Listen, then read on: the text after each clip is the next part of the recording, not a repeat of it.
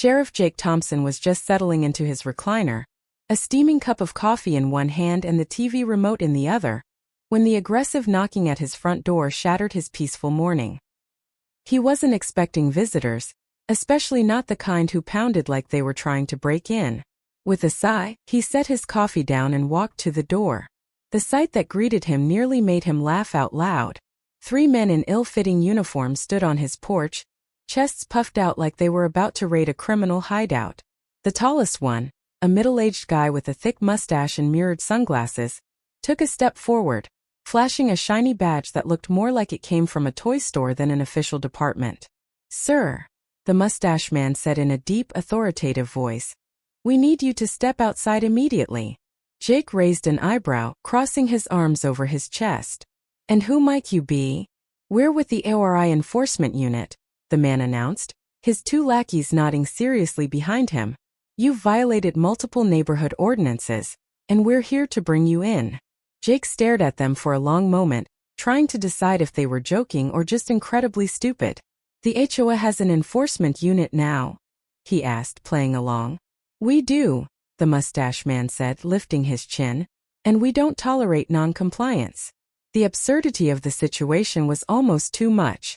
Jake knew his HOA had always been a little overzealous, but this was next-level nonsense.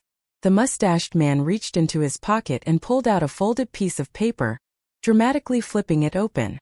"You have been cited for an unapproved mailbox design," he said, his voice full of artificial authority. "An unauthorized lawn furniture." Jake blinked. "My mailbox?" He glanced over at the standard black mailbox standing at the edge of his driveway. "What's wrong with it?" "It doesn't conform to the HOA's latest aesthetic guidelines," one of the lackeys chimed in, looking down at his own clipboard as if reading from a script. "Section 4, subsection B, line 12. And my lawn furniture?" Jake continued, motioning to his porch, where 2 perfectly normal Adirondack chairs sat untouched. "It's, The mustache man hesitated, glancing at his clipboard, then back up at Jake. "It's unapproved."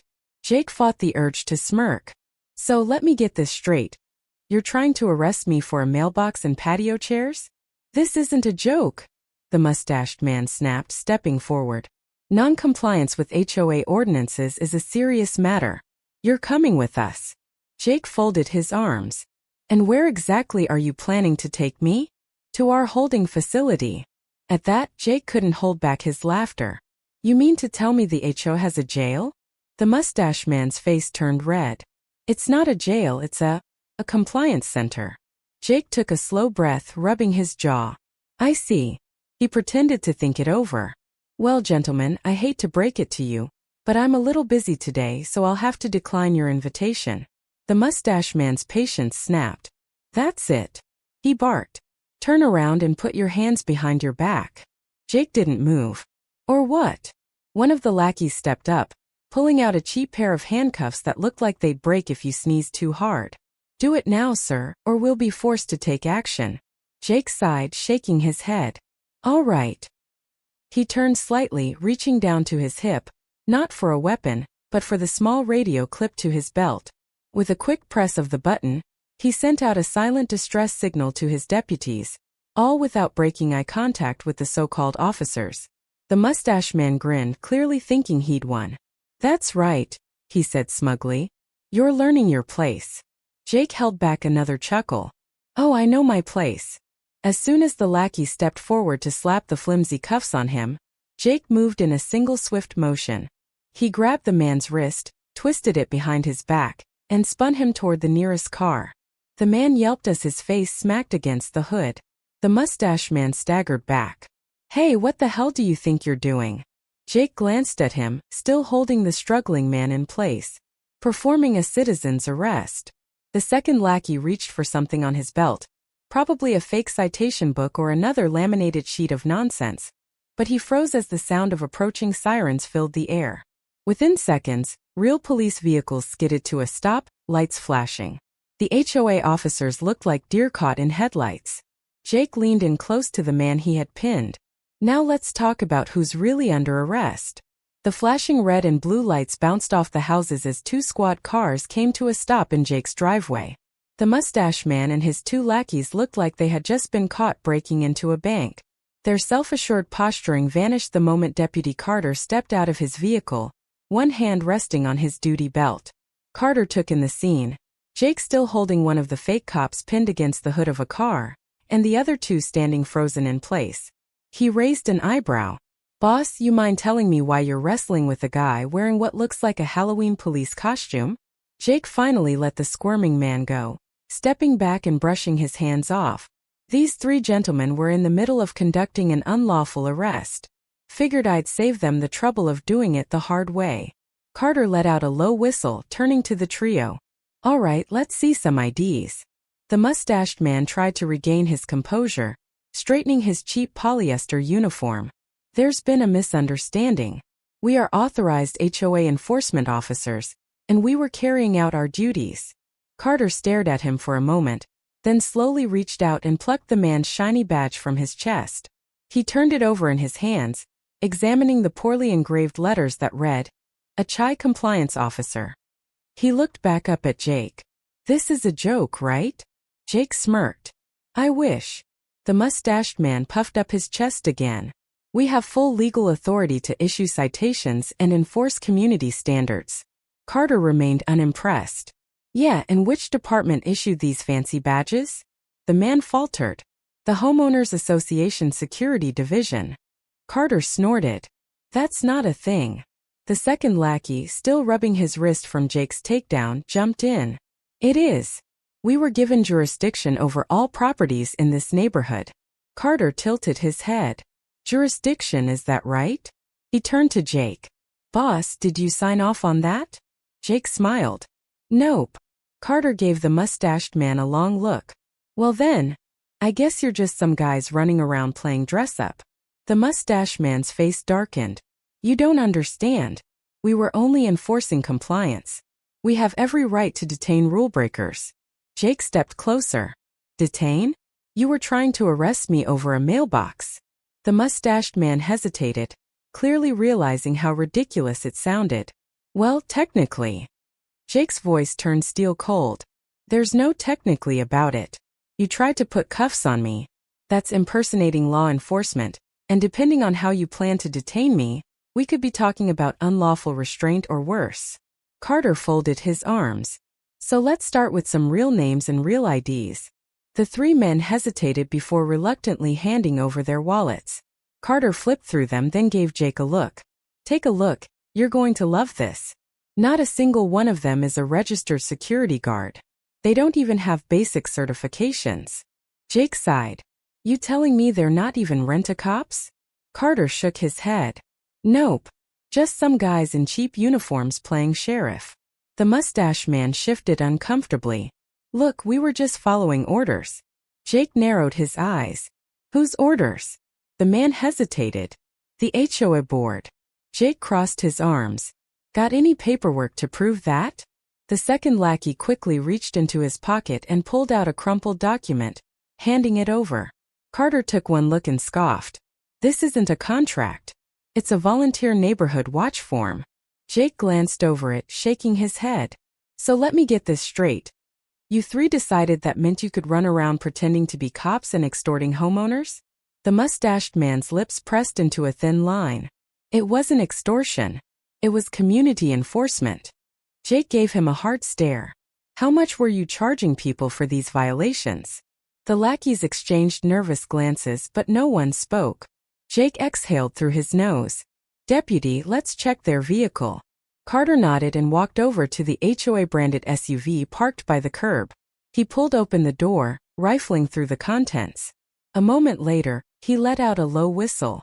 Well, we've got ticket books, fine notices, and would you look at that, a cash box." Jake turned to the mustache man. "You running an HOA or a roadside scam?" The man swallowed hard. "We were just collecting fees." Jake shook his head. "No, what you were doing was fraud." The second lackey blurted out. "We were told." "Told to do it?" Jake exchanged a glance with Carter. "The board promised us a cut." Carter flipped through a ledger he had pulled from the SUV. "They've been hitting the whole neighborhood. Fake fines, intimidation tactics, even threats of foreclosure." Jake let out a slow sigh. And people actually paid them? Carter nodded. Looks like it. Jake turned back to the three men. So here's what's going to happen. You're all being detained while we investigate. If you're lucky, you'll just be looking at fraud charges. If we find out you threatened or coerced anyone into paying, it's going to get a whole lot worse. The mustache man tried to protest. You can't arrest us for enforcing community rules. Jake gave him a dry look. Watch me. Carter stepped forward, pulling out a set of real handcuffs. All right, boys. Turn around. The mustache man opened his mouth to argue, but when Carter raised an eyebrow, he slowly complied. The two lackeys followed, both looking thoroughly defeated as Carter cuffed them and started reading them their rights. Jake turned to look at the small crowd of neighbors that had gathered to watch. Some were whispering to each other, others shaking their heads. An older woman near the front of the crowd called out, "Sheriff, does this mean we can ignore those fines they've been giving us?" Jake gave her a reassuring nod. If they ever made you pay, keep your receipts. The county prosecutor's going to want to see them. A murmur spread through the crowd and more people stepped forward, each with their own horror story about how the fake HOA police had bullied them. Jake looked back at Carter. We need to have a chat with the HOA board. Carter grinned. Oh, I can't wait for that. By the time Jake and his deputies arrived at the HOA office, word had already spread. The board members were waiting for him, looking nervous but determined to put on a good show. The president of the HOA, a thin man in a suit that seemed one size too big, stood in front of the others with his hands clasped in what he probably thought was a dignified pose. Sheriff, the man said with a forced smile, this is all a misunderstanding. Jake crossed his arms. A misunderstanding? You mean the part where your so-called officers tried to arrest me? Or the part where they were running a fine collection racket? The president cleared his throat. We were simply trying to maintain order in the community. There have been complaints. Jake cocked his head. Complaints about what exactly?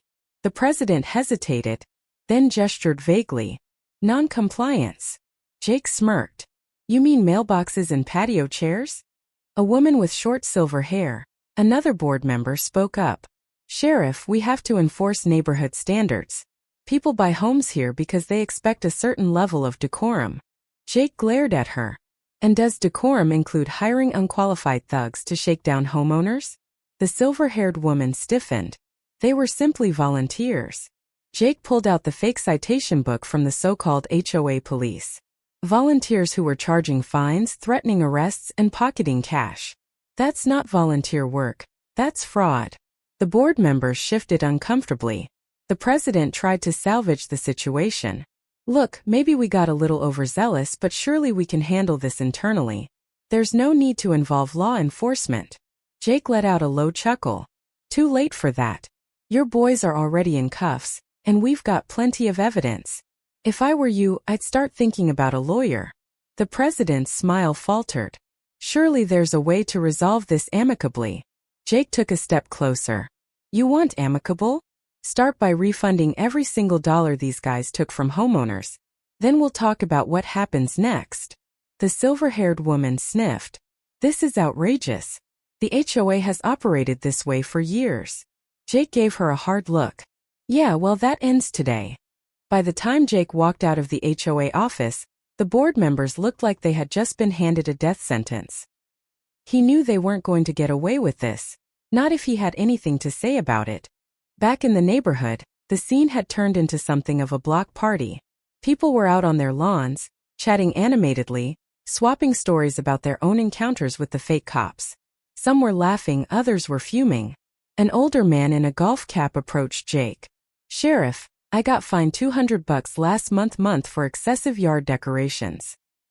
He gestured to his modestly decorated lawn, which had nothing more than a bird feeder and a small garden gnome. A younger woman stepped up next. They charged me $300 for parking my car in my own driveway overnight. Another neighbor groaned. I had to pay $500 because my grass was 1 inch too high, and they threatened to double it if I didn't cut it within 24 hours. Jake shook his head. Y'all are getting your money back one way or another. The crowd erupted in cheers. Someone even popped open a beer and handed it to Jake, who accepted it with a grin. Deputy Carter wandered over, looking amused. This might be the first time I've seen a sheriff's investigation turn into a community festival. Jake took a sip of his beer. People love seeing justice served. Carter smirked. Well, you're about to love this. Just got word from the prosecutor's office. They're looking into felony fraud charges against the whole HOA board. Jake raised an eyebrow. Now that's music to my ears. Carter held up a file. Oh, and it gets better. We checked the HOA's financial records. Guess who's been skimming money off the top? Jake leaned in.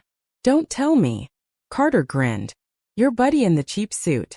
The HOA president's been pocketing thousands. And guess where a chunk of that money was going? Right into those fake cops' pockets. Jake let out a low whistle. Well. Looks like we're going to be making another set of arrests. It didn't take long. Within hours, the HOA president and his accomplices were being hauled into squad cars, looking every bit as stunned as the fake cops had been. The neighborhood residents gathered to watch, some even clapping as the handcuffs clicked into place.